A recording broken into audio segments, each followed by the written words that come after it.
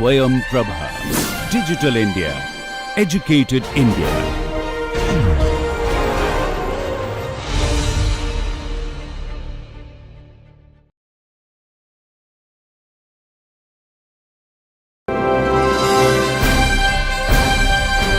SwayamPrabha. Digital India. Educated India.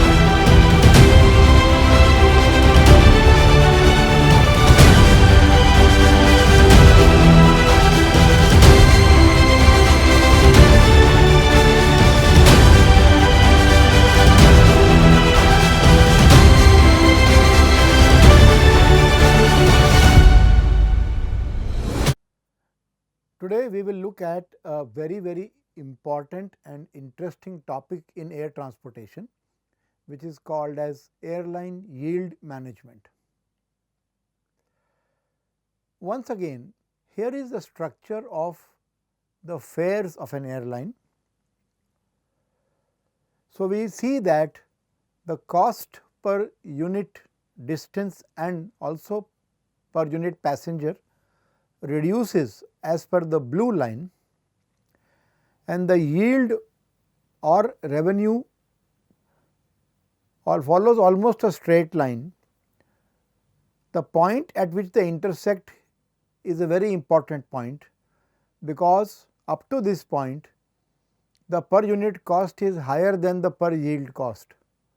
So, this point of intersection determines the start of the profitable region for the airline operation, and any operation on the right hand side of this point is the profitable region. So, yields are governed by the market forces, and therefore, it is very important that the cost curve shown in the blue color should align nicely with the yield curve. If you move this intersection point to the left hand side, your operations will be more profitable and vice versa. So, yield management is essentially an attempt to ensure that we keep on moving this point to as much left hand side as possible. Let us have a look at what exactly is airline yield management, which is abbreviated as YM in the remaining part of the lecture. So, nothing but a control on the inventory of the seats. The service or the commodity that an airline offers to the public is a seat inside the aircraft, and if the aircraft is deployed or if the flight leaves with empty seats, that is a opportunity cost lost, and that is something that cannot be stored or cannot be reused. Once an airline seat flies empty, it is gone forever. So, how to control the inventory of the seats is primarily through yield management. So, what do we do in yield management? We balance the seats which are sold at each of the fare levels offered. Airlines offer different fare levels or different buckets, as we call them, within a given class, such as the economy class or the business class or the first class. There are many small buckets. Each of these buckets corresponds to a particular level of fare, and the airline constantly juggles its seats between the various buckets. Sometimes it moves more seats towards the higher cost bucket of the same seat type. Sometimes it juggles more towards the lower buckets of a particular class. So, this constant jugglery of seats is essentially to balance the cost versus revenue, and this balancing act is aimed at maximizing the total passenger revenue on a flight by flight basis, and this particular balancing act is happening within a given price structure, but as I mentioned there are different price buckets. So, how many seats should be sold at which fare level, that exactly is the dynamic nature of yield management. Another important aspect is the pricing, basically charging different fares for the same level of service. This is what I mentioned, when an airline is transferring seats from various buckets or various fare buckets within the same class, we have to ensure that the fares are also kept changing with time dynamically. Okay. Now, the fare that an airline charges you for a particular level of service is based on the ability of the passenger to meet some restrictions. Okay. For example, many airlines will sell a ticket to you at a very low cost if you buy it much in advance. This ensures that the airline has certain minimum revenue guaranteed well in advance, so that it is able to cover its risks. Then airline can also incorporate penalties for cancellation or changes in your ticket. So, if you want to buy a ticket which is low price or the least price, you will have more restrictions on it. For example, when you go for the highly negotiated discounted ticket, then normally there is a huge cancellation charge. Some tickets are non-cancelable, that means once an airline allows you to buy that ticket, after that if you cancel the ticket, the whole money is gone. So, some leisure passengers or people who are desperate to travel on a particular date and they are very sure of their travel plans, they do not mind buying such tickets because it comes at a very low price. Then many a times an airline makes a ticket as non-refundable. So, these are some of the strategies by which airline can lure the passengers to buy a certain amount of tickets at low price, and then the tendency of the passengers to cancel these tickets is very less or not there because of the restrictions imposed, and that allows airlines to cover its risk. Remaining tickets are then sold at a higher price with lesser and lesser amount of restrictions, and a few tickets are sold at full fare, no discounts, or maybe at a premium where there are absolutely no restrictions. So, in short, yield management can be considered as how to determine the number of seats which will be allocated to each fare class on a flight on a dynamic basis. That is, to set the limit on how many seats will be offered at low fare rates and remaining will be offered on average or high fare rates. The goal of yield management is very simple. Yield management is aimed to maximize the revenue by the management of three domains. What are these three domains? The pricing strategy that the airline follows, the control of the availability of the seats, and the control of the inventory. So, with these three together, how to play with all these three to maximize the revenue, that is the goal of yield management. So, in short, airlines have only one commodity to sell, which is the seats. Forget about other small items like excess baggage, like food, like other services, or even cargo. The primary inventory that an airline or a passenger carrying airline has are seats. Okay. So, yield management means constantly you determine the number of seats the airline should sell. Now, you can sell these seats at discounted fare for the leisure passengers, okay. But then remember, if you do too many sales at the leisure fare, then you may end up losing extra revenue that is usually generated from the last minute purchases or the business flyers. So, if you become very conservative and if you say that we will sell all our seats to the leisure fare at discounted rates in advance, then you lose out on the opportunity of gaining more revenue on the last minute purchases. On the other hand, if you try to sell more fares at full price, if you become greedy and if you want to keep more seats for full price, the problem is that if you protect too many seats at full price, you may have the risk of flying with empty seats. So, this balancing act is the yield management. Now, many people feel that yield management is a wrong terminology, because what is yield? Basically, yield stands for the total passenger revenue divided by the RPKs or the revenue passenger kilometers, where RPKs are number of passengers which are actually on a flight divided by the kilometers flown. Okay. So, what you are managing actually is the revenue, okay, total passenger revenue per the RPKs flown. So, many experts feel that the correct name for yield management would be a passenger revenue management system, okay, or more appropriately it would be seat inventory control, because the prices that you charge, they are generally dictated also by what the other competitions are charging, what the other airlines are charging, and the price is also a function of what are the other modes of transport which are available to the passengers as an alternative to air travel. Okay.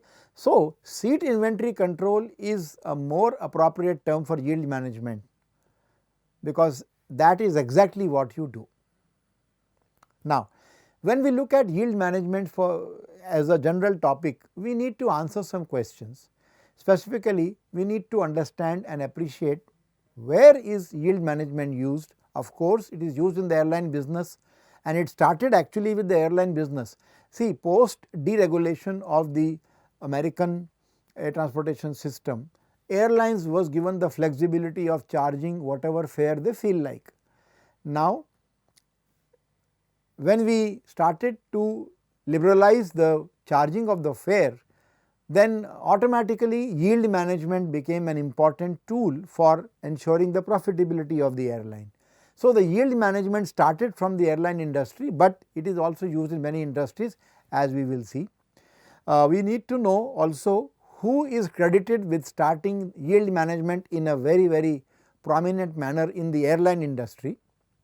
We should also try to understand why should we study yield management, what are the benefits of studying yield management. We should also look at strategies which are followed by airlines in yield management, and we will look at 3 such strategies in the next few slides. What are the risks in yield management? No activity where you are trying to maximize the revenue is without any risk. So, there are definitely some risks in yield management. We will have a look at them. We will also look at briefly how yield management is implemented. In reality, the implementation is a very complicated subject, okay, but we will have a very basic overview of that. And finally, we will try to understand why yield management is an important activity, especially in the air transportation sector. So, let us move on. The 2 prominent areas where yield management is used is the reservation of the hotel rooms or the Airbnb and other such services, and also in the airline seats, but it is not limited to only these 2 areas. Okay. So, various applications have different levels of yield management. Okay. So, let us look at some of these applications. Airlines and hotels are in the top, then you have sea cargo, rental cars, tour operators, railways, stadiums and theatres. So, all of them have a perishable inventory, which means that whatever inventory they have, whatever services and facilities they sell, they cannot store them and use them or release them in the market when there is larger demand. So, once a ship sails, if it sails half full, then you cannot do much about it. Then many of them, they have a fixed capacity. Okay. they have a fixed capacity because they are dealing with tangible items which have a fixed capacity. An airline is dealing with aircraft, so there are fixed number of seats. A hotel is dealing with rooms in the hotel, there are fixed number of rooms. But tour operators, sometimes they are able to stretch their availability to cater to larger demand. Okay, so they are little bit flexible, their capacity is little bit changeable, but otherwise everything else which deals with fixed inventory is listed there. Now, which of these are allowing advance purchase? Most of them, for example, the airlines, hotels and sea cargo and tour operators, they do allow advance purchase. Many a times they want to manage their yield by ensuring that certain things are definitely sold. But in some cases, like in rental cars or in railways or in stadia or in theatres, sometimes advance purchases are allowed, but sometimes you have to depend upon just the walk-ins or the people who turn up for this utilization. Okay. And based on the stakes involved, based on how much difference it makes to the bottom line, there is a potential to apply yield management, and also based on the nature of the business. So, you can see that in airlines, hotels, sea cargo and rental cars, there is a high potential to apply yield management. In all the others, there are either medium high or medium. And the actual use of yield management strategies by the various operators or companies are listed here. So, we notice that in airlines it is very high to high, okay, and also in sea cargo. For all the others, there are different levels. So, yield management is not limited to only the airline industry, it is there in so many other industries, but it is very prominent and it can really hit your bottom line both ways very strongly if you implement it properly. Okay. So, we are looking at air transportation. In the air transportation sector, let us have a look at who is credited with very proactive application of yield management, and that is David Neeleman. David Neeleman is known as the founder and the ex-CEO of the JetBlue airline, but there are many more things that David Neeleman has done. Okay. In one of the interviews, David Neeleman says that it is not the events, but how you react to them that matters in life, and this is exactly the philosophy of yield management. In yield management, you are not controlling the market, but you are responding to the changes in the market, and attempt is to maximize your revenues over a period of time. Let us get some idea about the background of David Neeleman. He is a unique personality in the airline business. Okay. He has founded 5 commercial airlines and still going strong. Okay. So, the first airline which he co-founded was way back in 1984, few years after the deregulation, called as Morris Air. Then in 1994, he opened a new airline called as WestJet, which was then taken over by Southwest. So, he worked in the Southwest for about 5 months to set the whole thing, and then he moved to JetBlue Airways, which he started somewhere in the year 2000. Okay. See, the proposals and the plans are done few years before, but the actual launch is when we consider the starting of the airline. Then the same model of JetBlue Airways he then implemented in Brazil, in the Brazilian airline called Azul. Azul stands for blue sky, Azul stands for blue. So, he opened, so he says that Azul is the JetBlue of Brazil. And then he founded Breeze Airways in 2018, just before the pandemic.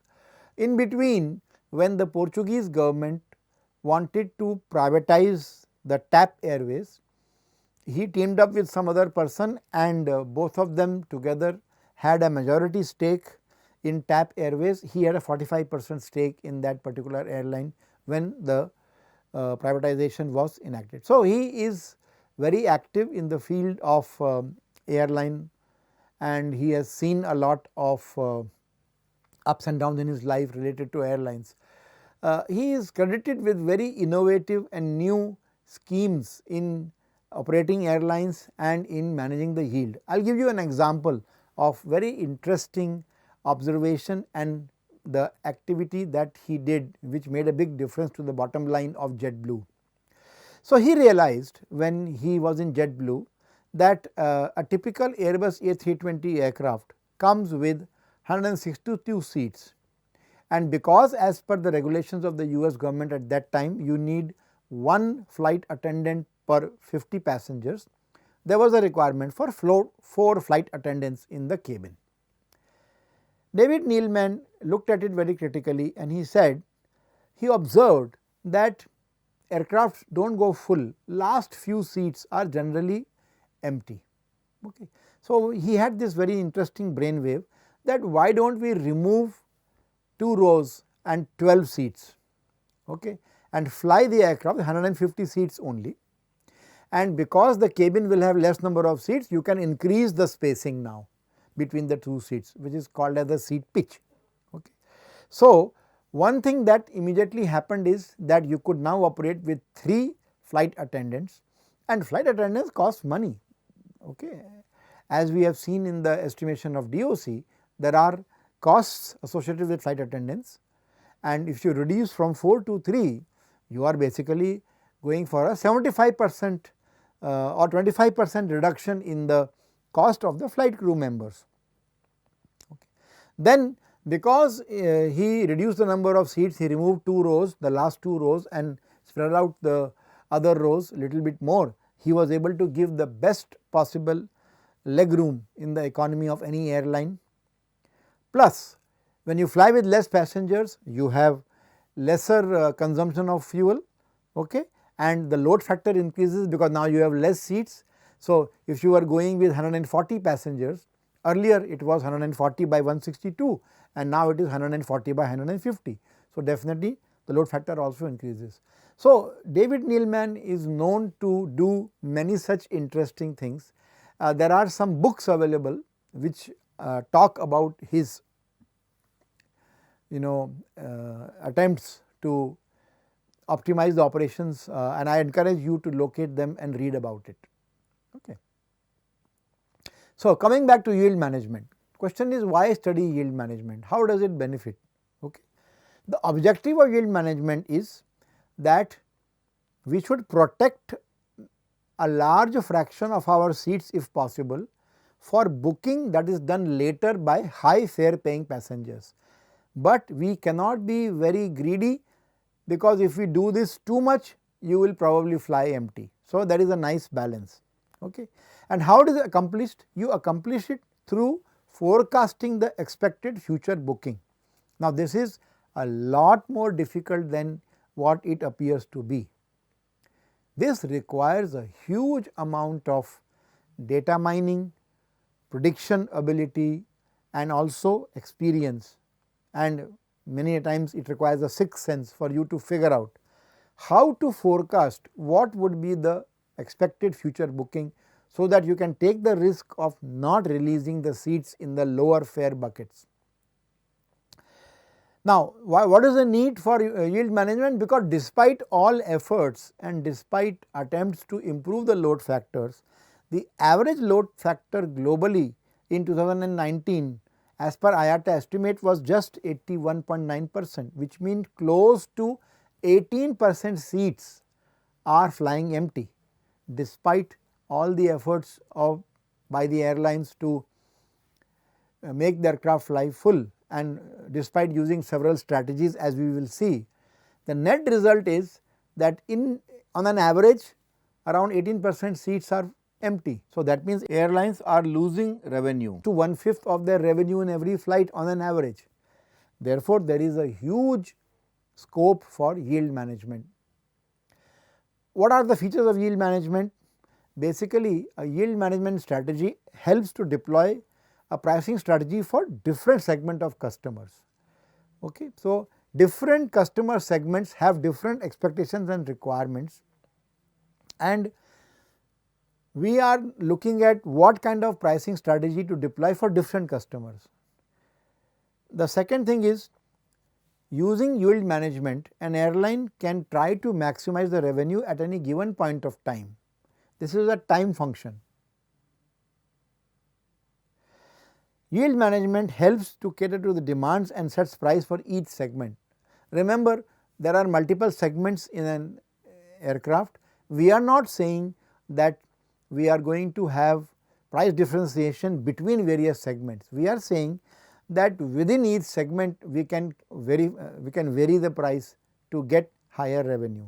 One way of ensuring is to create what are called as rate fences or upper limits of fare on each of these price segment or each of these buckets. Remember one thing, that there are two basic strategies. There is a differential pricing strategy where an airline charges different fare for different level of service. Yield management is not that. Yield management is within a particular level of service, how do you have different fares. So, what is differential pricing? You attribute the price to the service with different quality levels. The kind of service and facilities and options that a business class passenger gets is far more than that for the economy passengers. So, therefore, the fares will be different. That is not yield management, but within economy class there are different fares charged to different passengers within a particular class or a quality of service. So, business class and economy class is called as differential pricing, okay. But differential pricing is not a part of yield management, that is basically product differentiation. Okay. So, differential pricing is equal to product differentiation plus price discrimination. Okay. Now, let us look at the three main strategies that are followed by airlines for yield management. Okay. So, one important point to be kept in mind is that yield management is accomplished by sale of seats at different price levels at different time periods for the same class of service. There are certain factors to be considered when we plan or decide the strategy to be used. First of all, you need to be very sensitive towards the demand at various time levels, and the assessment of this is based on past data. Therefore, airlines very carefully preserve the data about their past customers and do not reveal it very easily, because that is a very prized possession. Based on that, they come up with their yield management strategies. Based on that, they plan the fare levels for different demand periods, and they look at trends, they look at competitive actions. In real time, they look at how to respond to the entry of a new airline in that particular route, or if there is an event which is coming up for which there is a proposal or there is a apprehension that there will be huge demand. For example, if there is a cricket match or an Olympic games or some concert announced, the airlines anticipate that there will be more demand for travel to that particular destination, and therefore, immediately they start employing yield management strategies. But then whenever we implement yield management, we have to be very careful, and we have to be aware of certain risks which are there. Okay. So, one risk when you do yield management is called as the capacity spoilage risk. So, what do you do in this? You are spoiling your capacity by turning away low price customers in the hope that you will sell those seats at high prices, but unfortunately the high price orders do not materialize. Okay. So, based on certain past data, based on certain trends, suppose you say that these many seats are going to be not sold at lower prices, it may happen that they will go empty. So, that is the capacity spoilage risk. The other one is the revenue spillage. That is that there are many people who would have purchased the seats at high price, but those are turned away because we have already committed our capacity to low price buyers. So, in the anxiety or the apprehension that we will lose out on the market, if an airline has sold more seats to low fare paying passengers, they are now blocked. Okay. Because low fare paying passengers normally do not cancel their tickets, first of all because they generally have tickets which are non cancelable or there are severe penalties for cancellation. And secondly, they plan their journey in advance and they book in advance. So, they are less likely to cancel. They do sometimes, but less likely to cancel. High price buyers are the business passengers who have a high probability of cancellation because their plans can change in the last minute. So, there is a problem of revenue spillage.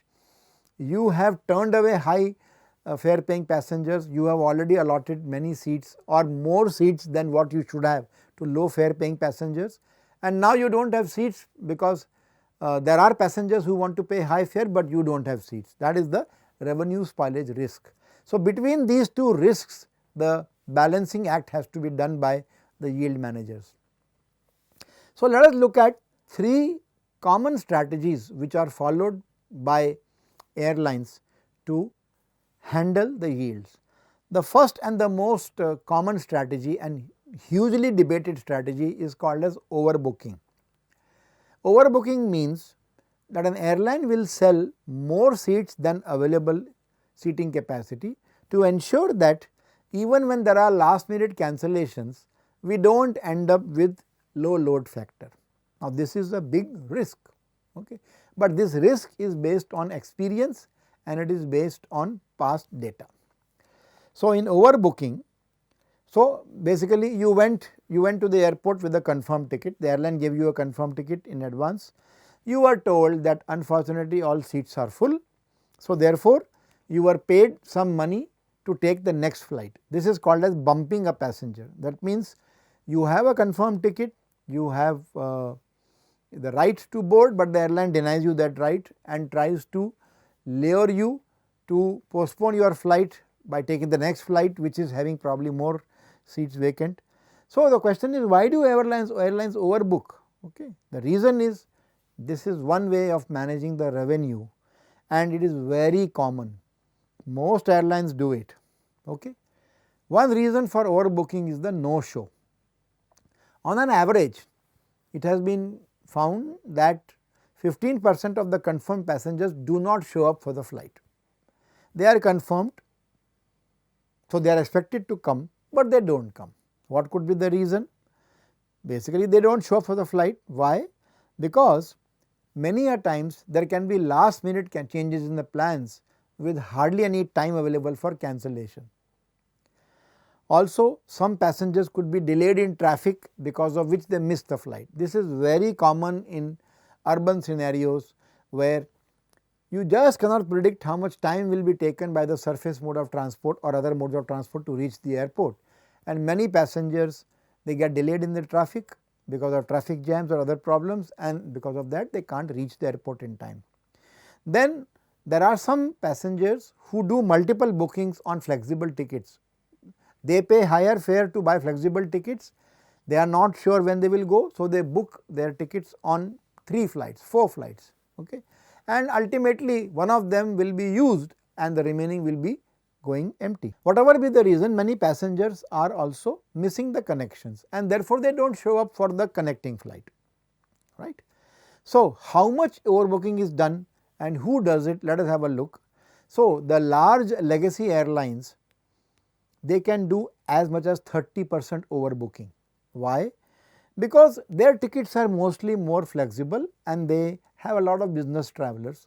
So, these people are prone to last minute change in plans. So, the airline already budgets around 30% for the no shows or cancellations. But low cost airlines, generally because the tickets are low cost and they have lots of restrictions on cancellations and changes, and they are bought in advance by leisure passengers who are pretty sure of their travel, they do not overbook a lot because in their case the cancellations are less, but they still overbook to the order of about 5%. There are some airlines who, as a matter of policy, do not overbook because their tickets are already very well discounted. So, they do not expect any cancellations and they do not mind if a few seats go empty because of last minute issues. So, they do not overbook, but generally in the industry as high as 30% overbookings are there. For example, we know that when Concorde aircraft was operated, it was a luxury aircraft between Paris and New York. So, there were 100 seats in that aircraft and 130 seats were normally sold, because many of the passengers were business travelers who would actually not turn up or change their plans, and sometimes they can't help also, their plans change in the last minute. So, data shows that if you look at the top airlines in US in 2018, they denied boarding to 10,835 passengers. Now, this may seem a very large number. Close to 11,000 passengers were denied boarding a flight in 2018 in the US only by the top 10 airlines. But if you look at what is the percentage, it is very, very small. This corresponded to only 14 passengers out of 10 lakh passengers, which is a very small number, okay, very small fraction. And the other interesting thing is that most of these involuntary denied boarding, or colloquially called as bumping, most of these overbookings were voluntarily solved. So, when the passengers arrive at the airport and they find that they are not able to board because of overbooking, the airline announces at the terminal that, look, we are looking for volunteers to take some additional facilities, vouchers, discounts, facilities, and voluntarily miss the flight and take the next flight, and 97% of the overbookings were solved voluntarily. Okay. Now, let us have a look at what are the features of the passengers who are most unlikely to be bumped. Okay. Bumped means denied boarding involuntarily, that is a colloquial word for denying boarding, that is called bumping. So, most unlikely are first class and business class passengers, because they have already paid a large amount of fare and they deserve and they demand flexibility. So, if they have actually showed up, it is very unlikely that the airline will bump them. Then, if you are a frequent flyer with high status, see, all airlines generally operate some frequent flyer scheme to encourage people to fly with them more often, so that they can collect these air miles and use it for free tickets or other facilities like upgrades.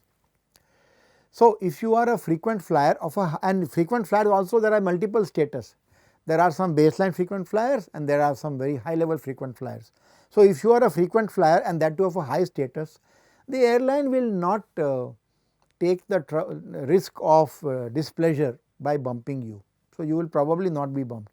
And also, if you are traveling with family, with young children, then airline does not normally like to bump you. Airline normally looks at single passengers, those who are traveling in groups, those who are traveling with their family, they are not normally disturbed by this. So, therefore, who are the ones most likely to be bumped? Okay.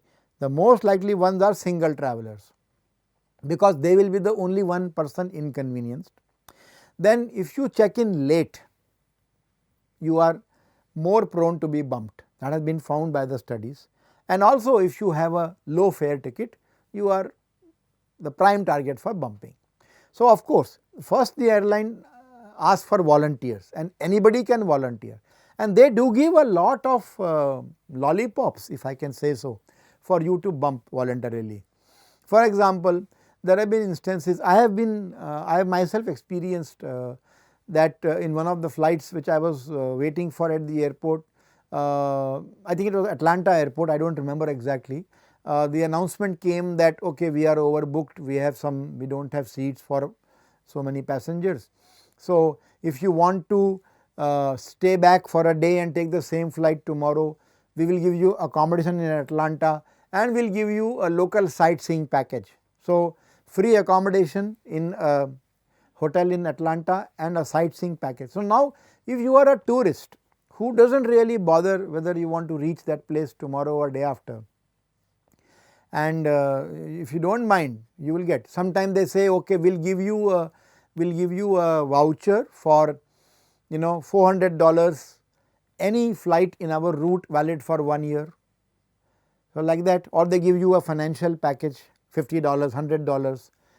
There have been reports of airlines even paying $10,000 for bumping a passenger, but that would probably be passengers on long distance routes which are and there is a severe requirement.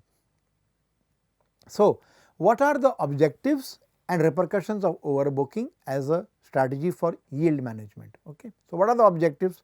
Of course, the prime objective is that the seats should not go empty, all the flights, all the seats should be full, right. So, therefore, you take more reservations than capacity in the anticipation of no shows. There are repercussions. So, it can go haywire. For example, you will end up with the loss of goodwill. The passengers who are bumped and who do not want to be bumped, they are not going to be happy. They are going to complain in social media, they are going to make a ruckus at the airport, they are going to shout and create a scene at the airport, okay, if they do not accept the terms which are offered by the airline, and that will cause a loss of goodwill. You will see lots of such social media repercussions.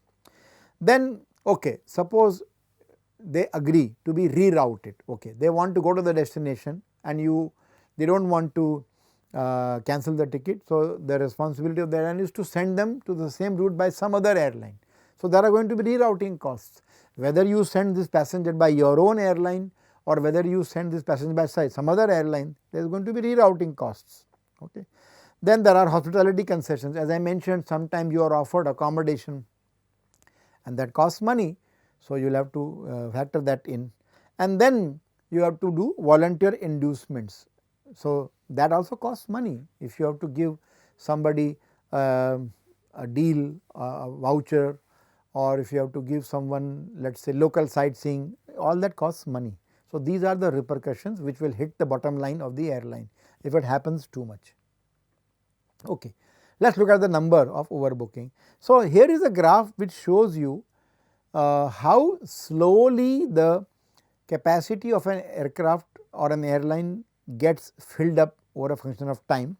So, something like 90 days prior to the flight, the tickets are starting to get sold, okay, and slowly you reach the maximum capacity of the aircraft. After that, suppose you say, okay, finished, we do not want to sell any more tickets, you will continue, you will keep this number fixed, and then near the departure you will have no shows. So, ultimately what will happen is you will have this much shortfall. Instead, what you can do is you estimate the no show probability function, and then after you reach capacity you start overbooking till you come to the expected end of overbooking in such a way that at the end, because of no shows, you are almost flying at full capacity, right. Okay. So, then you also calculate the expected cost of overselling, because it may not work out. It may so happen that many people do not cancel, or there are less no shows.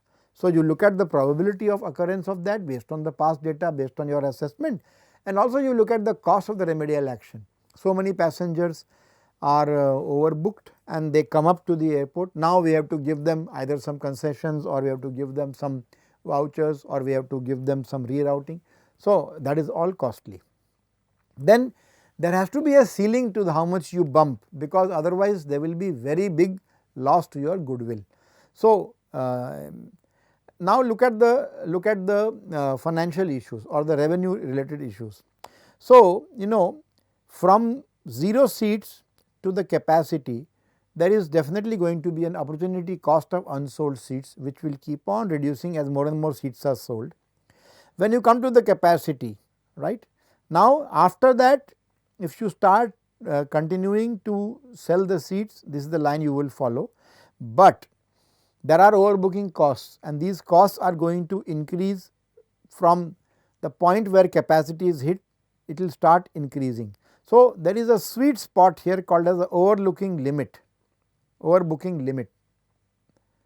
Now, this is what an airline tries to always reach, so that after this the overbooking costs are so much that there is a net loss in revenue, or you have lesser revenue, and below this it is okay. So, this is what the sweet spot that every airline would like to acquire. So, what you do is you calculate the expected opportunity cost of the possible spoilage that can happen, right. Now, let us look at some points, very important, and especially from the passenger point of view. So, first question is, Is it legal? Is it permissible for an airline to sell more tickets for a flight than it has seats available? The answer is yes, and interestingly it is desirable, because if you say no, an airline will not sell more tickets than what it has, then definitely, because history has shown that there are going to be cancellations of the order of 15%, it will be going at low load factors. Then what will happen is the fares will be high, because the airline will also assume that I will never go full. So what will happen is the average fares will increase, and that will hurt the passengers also. So overbooking in some sense is good for passengers also, because overbooking ensures that the airlines do not start charging atrociously higher fares, because overbooking is not permitted. So for this reason overbooking is permitted. So okay, now can an airline bump whoever they want to without any consequence? Well, there are consequences, because they have to pay you something in return, either in cash or in kind or in both, as I mentioned to you. But interestingly, when you buy a ticket on a website or through a travel agent, you agree to the terms and conditions, and in the terms and conditions of an airline booking, it is normally mentioned that the airline can deny boarding to any passengers, and it reserves the right to decide whom to deny boarding. So actually speaking, if you are denied the right to boarding despite having a confirmed ticket, the airline will open that clause and say, look, when you book the ticket you agreed to this particular term and condition, and therefore it is within our rights to deny you boarding. Okay. But we will offer you options, you choose what option is best for you. Then can an airline forcefully remove a bumped passenger from the aircraft after they have boarded? This normally does not happen, because normally the overbooking is decided right at the terminal and you are not given boarding. But suppose a passenger has boarded, it is within the right of the airline. So even if you look at the contract of carriage that you sign, they also say that for some reason the airline can even deny flight to a person who has boarded the flight. And will the airline's insurance policy cover its liability for that? Yes, it does. Okay. So it is a part of the airline insurance policy. They normally recover the costs for the bumping, and you also as a passenger, you also can take extra travel insurance which can cover the inconvenience caused to you due to bumping. Okay. How much is the compensation that you can get for being bumped depends on the operational scenario, depends on where you are operating. So for example, in Europe there are very stringent compensation norms. So an airline that operates from a European nation to another European nation, that means within Europe if you are flying, then you are entitled to a full refund of your fare. And if you have come to some point in a multi-leg flight, for example, you are flying from, let us say, from Zurich to Munich, and from Munich you will fly to say some other place, say Copenhagen. If you have come from Zurich to Munich and now at Munich you are told, sorry, we can't board you in this flight, then you are entitled for a full refund of your ticket plus return to the base airport, which is where you initiated your flight.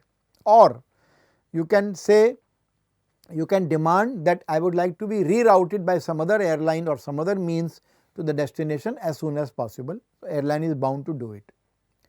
Then the compensation that is paid to you is with respect to the flight distance that you are travelling and how much is the duration of the delay because of bumping, right. In USA, the compensation is based on duration of the delay. How much is the delay cost to you because of the bumping, right. So if you are adjusted to some other flight and the duration between the two flights is less than 1 hour, no compensation. So an airline can deny boarding to you and give you seat in some other flight, either its own or some other airlines. If it is within 1 hour, then you do not get any compensation. But the compensation is a function of the delay, but there is a cap to it. The maximum compensation you can demand is $1,350 whatever be the cost of your ticket. You may have paid $2,000 for your ticket, but the maximum compensation is only $1,350, and that too it can be in cash or it can be in kind. It could be just travel voucher with the airline which will say within the next 24 months or next 12 months, I will give you a voucher, you have to consume that voucher. Okay. So, the maximum limit of the financial compensation is only $1,350 and also it depends on whether the flight is domestic or international. There are different rates applicable. In India, if you are delayed or if you are bumped, you have options. One option is if you accept an alternative flight. So, let us say an airline says, look, we can't fly you because we do not have a available seat for you, although you have a confirmed ticket, but we are happy to reroute you. So, if you accept the alternative flight, again no compensation if you are rerouted within 1 hour, but you are entitled for some meal and refreshments. Even if there is a delay of a flight because of any other because of airline reasons, there is normally meals and refreshments given if your delay is less than 1 hour. Now, if the delay is less than 24 hours, that means within 1 day if you are rerouted, you get maximum 10,000 rupees as compensation. But if your delay is more than 24 hours, then you are entitled to a compensation of rupees 20,000 and also there has to be a hotel accommodation given to you and transfer to the hotel and back. This is the airline's responsibility, right. Now, you may say, no, I do not want to accept the alternative flight, I am not happy with this arrangement, I would like my money back with compensation. So, what do you get? So, you can get full refund and 4 times the one-way fare in addition, okay, full refund of what you have paid plus 4 times one-way fare subject to a maximum of rupees 20,000. This is what you are entitled to, correct. So, as you can see, the compensation for bumping or for being delayed in the flight varies from place to place. But there is a very important point. If the bumping or the delay has happened because of certain reasons beyond the control of the airline, this is called as force majeure. If it is because of force majeure, for example, there is a sudden strike of the personnel, there is some political disturbance, there is some huge weather disturbance, okay, then the airline can claim that we will not be giving any compensation because this is due to factors completely out of our control. So, they will invoke the clause of force majeure and then you are not due for any compensation. So, these compensations are only applicable if it can be proved, if it can be claimed that the problem has happened only because of the issues from the airline side and not from factors which were beyond the control of the airline. Right. Let us look at another strategy, that is fares allocation, which means sell as many seats as possible at full fare and then fill the otherwise empty seats with discounted fare that exceeds the variable cost.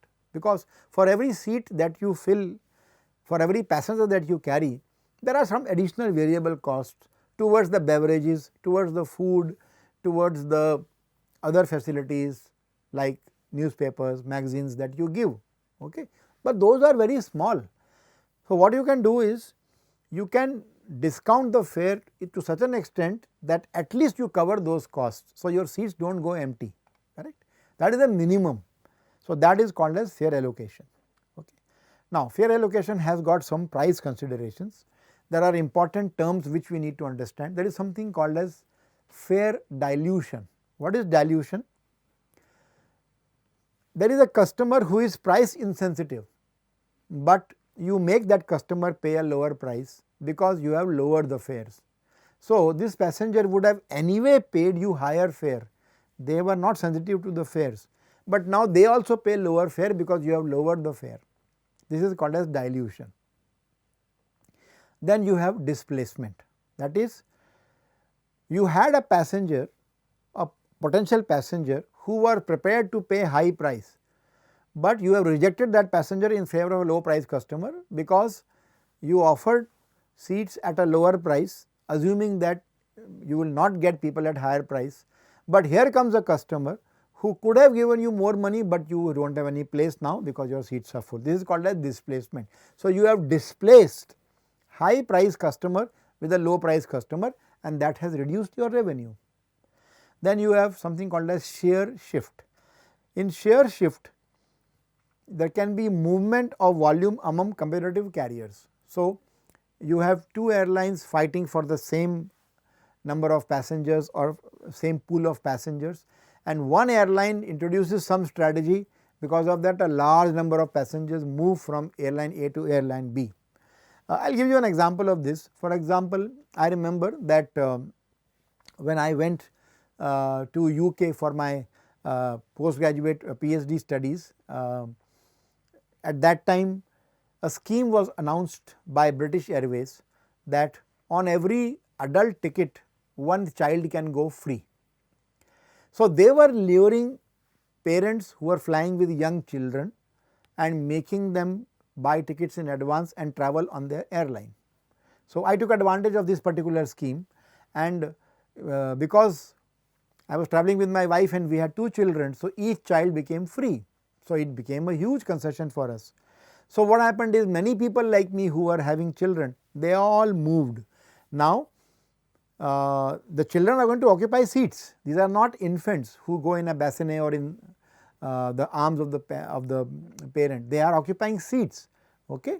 So, basically this is only done when you find or when you feel that there are many more passengers with children, and we do not have so many seats which are going to go full. So, they take this risk and announce. So, with that a large number of passengers like me moved from one airline to the other. We booked in British Airways. Then you have stimulation. Okay. So, new demand in response to lower prices. So, when you lower the prices, you have one possibility that you are motivating more people to travel. Because the price is less, so the propensity to travel might increase. There may be some people who were otherwise not planning to travel, but because the fare is so low, they have decided to travel, and with that you stimulate the demand. So, these are the considerations when you go for the price allocation. So, in a typical airliner, you will find that there is something in the front which is used by the cabin crew and the cockpit crew, and there is something in the back which is the toilets and the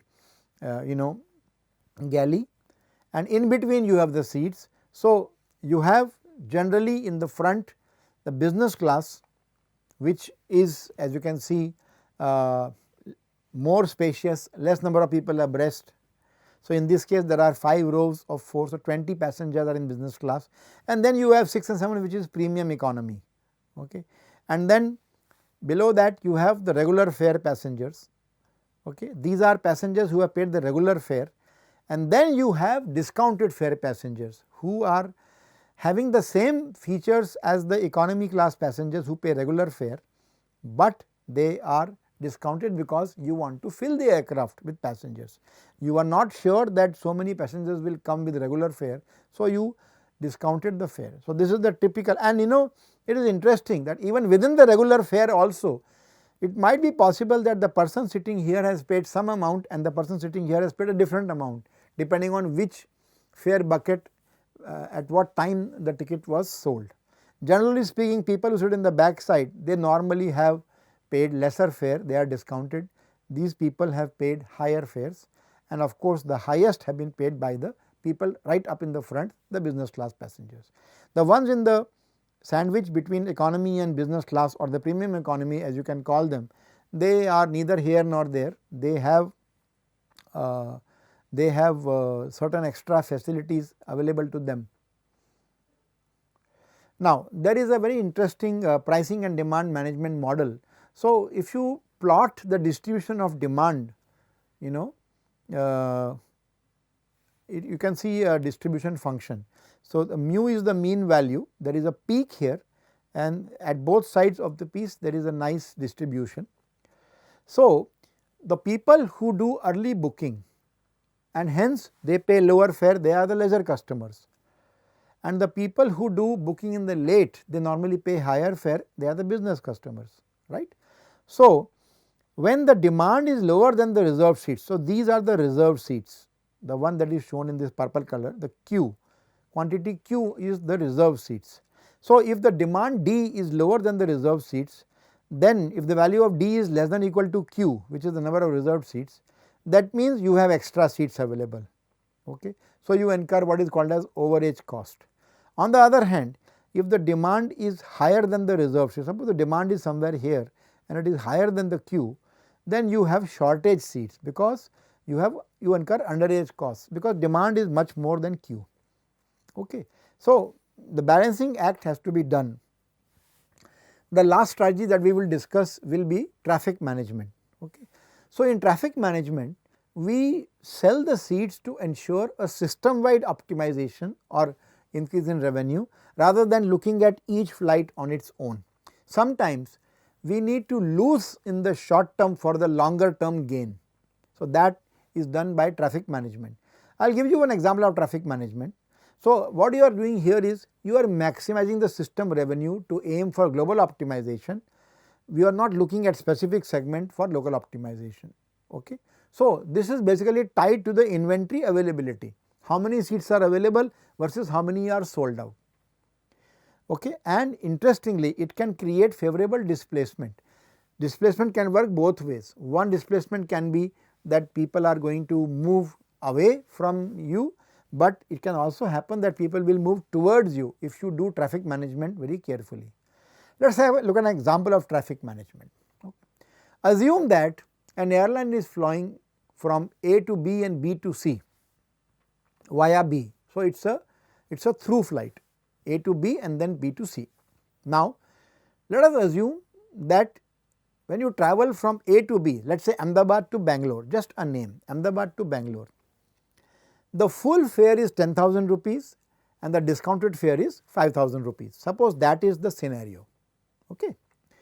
And then the flight goes from A to B and then from B to C, let us say Bangalore to Calcutta, right. Now, the full fare would be rupees 25,000 and the discounted fare is half of that, 12,500 rupees. Now, suppose you also look at A to C via B. So, there is a passenger who goes from Ahmedabad to Kolkata via Bangalore, right. A to B, B to C. The full fare is 35,000 rupees and the discounted fare is half of it, that is 17,500 rupees. Let us just look at this number.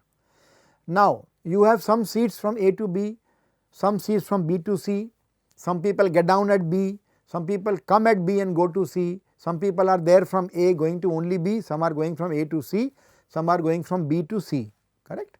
Now, it so happens that the Ahmedabad to Bangalore sector is full. So, suppose the route A to B is full, but B to C is available, right, and a passenger comes to you who says that I want to go from A to C. Now, if it is from A to C, the full fare is 35,000 rupees, but because you realize that A to B is going full and B to C is not, B to C is available. So, what you do is you say, okay, we will allow discounted reservation for a passenger who goes from A to C. Okay. We will deny a passenger who has travelled, who has got a confirmed ticket from A to B and we have already got 10,000 rupees price from that passenger, right. We will at B, okay, so at A we will deny boarding to passenger who goes from A to B, because what we are getting from A to C from that passenger is more than what we are getting from the passenger who goes from A to B. So, if the cost of bumping this passenger is less than 7,500 rupees, it is better for the airline to give a seat to passenger going from A to B and B to C at discounted rate of 7,500 compared to a person who is going from A to B with full fare, okay, because the money you are getting from A to B, B to C 70,500 rupees discounted is more than the money that you are getting only from A to B. So, this is an example of traffic management. Okay. The environment is very challenging, right, because for yield management the information about the passengers is gold mine. That is what allows you to do yield management, that is what enables you to look at your database and draw conclusions. Okay. For example, there could be a situation where business and leisure there is a 50-50 breakup. So, that means half your passengers are business, half of them are leisure. Now, business passengers, although they are 50%, but the profits that they give is 60%. Okay. So, what is happening is 25% of the passengers, they are paying 2.5 times the average fare.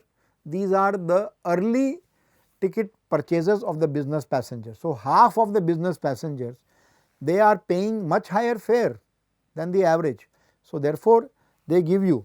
Now, there could be heavy users in this who are top 5%. They are the ones who normally travel. 40% of the trips, they are there because they are heavy users, right. Then you can also try to look at what are the brand preferences of your passengers. You might find that 50% of the leisure passengers do not have any brand preference. They simply go by which airline gives them the least fare.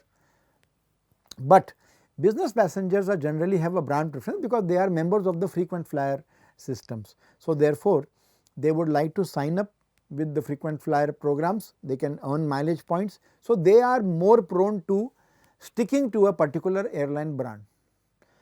Now, the network which is operated by airlines is very complex and highly interconnected, correct, and there are thousands of dynamic prices being offered, sometimes on weekly basis, sometimes on daily basis, even hourly basis prices might change. You can try reservation system and book your ticket on any flight, and you try after 1 hour or after half an hour, it can happen that the prices are totally different, and that is simply driven by demand and price, and also by the assessment of the reservation system on how desperate you are. So, we always say that if you want to book a flight ticket using a browser, it is better to go into incognito mode, because if you do not go into incognito mode, the airline reservation system gets to know that this person or this particular IP address keeps on trying this particular route. So, that means that person is interested. So, the fare might be jacked up. Okay. So, 90% of passengers, they normally travel at discounted prices. Okay. These are all numbers which have come from analysis of data of some airlines. Okay. These are not from top of my head, these are numbers which have come by observation. 90% of passengers, they normally fly on discounted price. 20% of the passengers, they pay less than half of the average. Okay. If there is an average price, 20%, 1/5 will be paying less than half of the average price, and 2 or 3 out of 3 passengers, their companies get a huge discount in the tickets because they are blocked purchase tickets and they are being used by the pool of passengers for regular flights. Okay. Generally, there are around 50% cancellations in a flight, and there are around 15% no-shows. These are observations which have been made based on the data. So, this is a very appropriate case for usage of artificial intelligence. So, throughout the world now, airlines are using AI tools to predict the demand on specific routes, types of passengers, the fare paying capacity based on the past data, and based on arriving at correlations between some causal factors and the events that the actual data regarding the bookings. Okay. So, here is the process followed. So, you first collect the data, then you segment that data. Using the forecasting tools, you forecast what kind of demand is expected, then you look at what actually happened and do optimization, and then you do dynamic re-evaluation. Again you keep on going in circles, and with that you can improve your prediction. So, this is a closely guarded secret and it is a very in thing. Now, finally, what is the importance of yield management? The yield management importance is that it can result in huge profitability. 3 to 7% direct improvement in revenue is the in thing for any airline that does revenue management or yield management. This is very common, improvement in the revenue by about 3 to 7%. In some cases, revenue some airlines have reported that there has been a 50% to 100% increase in their profit by using yield management tools very carefully. One airline, for example, had accredited YM policies for revenue of more $500 million per year extra revenue. Another airline said that we were able to generate $300 million per year more in revenue by implementing the yield management strategies, correct. So, therefore, since it makes a huge difference to the airline's bottom line, and since it can lead to a fantastic increase in the revenue, it is very important, in fact almost compulsory, for an airline to stay in business and to profitable. in a profitable business over a period of time, it definitely has to incorporate yield management strategies and look at tools available to do that. Thank you so much for your attention.